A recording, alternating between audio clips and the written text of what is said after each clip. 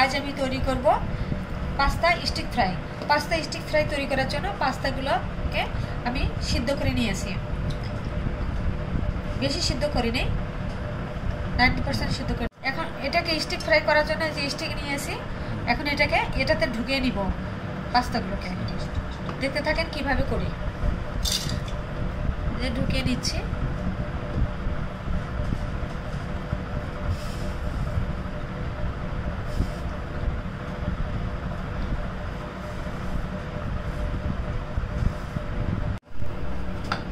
Cornflour আর ডিম গুলে নিচ্ছি।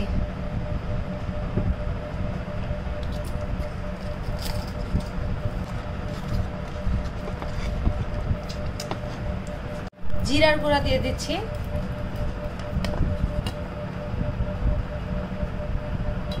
একটু গরম মশলা গুঁড়া দিচ্ছি।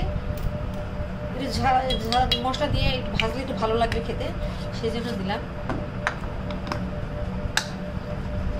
ভাজার জন্য, পাস্তাটা ভাজার জন্য ফ্রাই প্যানে তেল দিয়েছি। আর যে বেটারটা গুলে নিয়েছি, এখন এই বেটারটা দিয়ে মাখাবো।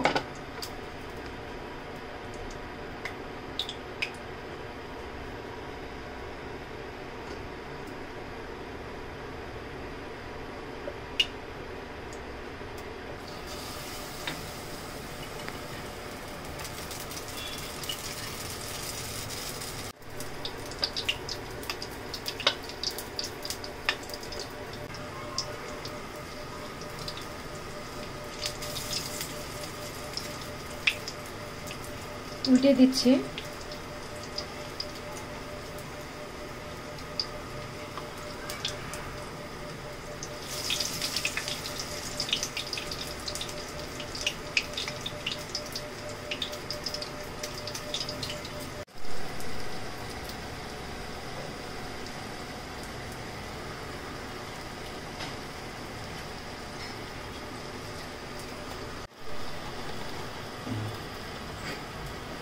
পাস্তা ফ্রাই হয়ে গেছে, স্টিক ফ্রাই হয়ে গেছে, নামিয়ে নিচ্ছি।